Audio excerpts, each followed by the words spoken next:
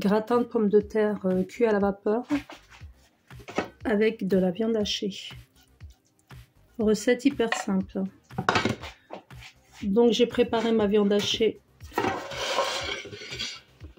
tout simplement avec des oignons revenus dans un peu d'huile, des herbes, de l'ail. Vous beurrez bien le fond de votre plat à gratin. J'ai fait cuire mes pommes de terre coupées en lamelles, donc dans un... Vous faites cuire à la vapeur, donc moi j'ai fait en l'occurrence, j'ai fait ça dans mon couscoussier. Donc vous allez mettre une première couche, voilà, uniformément. J'ai pas salé, j'ai pas poivré, donc je vais le faire tout de suite. Vous poivrez, vous salez. Là, on va déposer tout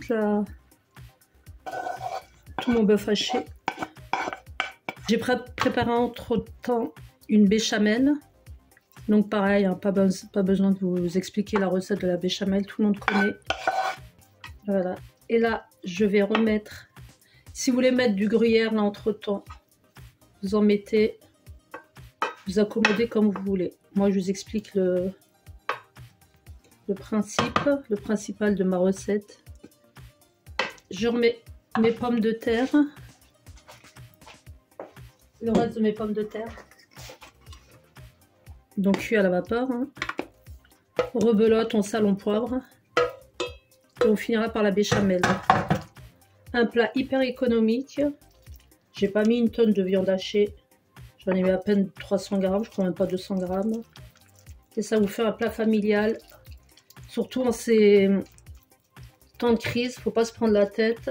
On peut se régaler facilement. Juste, il faut juste, voilà, gratter un peu, chercher des idées avec des choses simples qu'on a à la maison. Enfin, j'ajoute ma béchamel que j'ai préparée par-dessus. Une belle sauce béchamel sans grumeaux. J'ai été généreuse, mes enfants adorent ça. Et pour le petit détail, moi je mets jamais de farine dans la béchamel. Quand je prépare ma béchamel, je mets de la fleur de maïs. Beaucoup plus digeste et beaucoup moins calorique. J'avais déjà mis du gruyère dans ma béchamel. Si vous voulez en remettre dessus pour gratiner. Par contre, ça je vais le faire aussi pour les enfants. J'enfourne, comme les pommes de terre sont cuites. En fait, vous faites juste gratiner le dessus, hein. Allez, 10-15 minutes, c'est vite fait. Je vous montrerai le résultat à la sortie du four.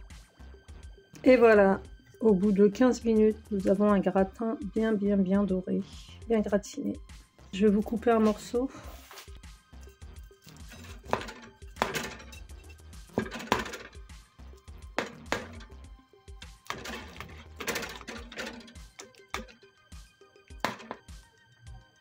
Voilà ma part.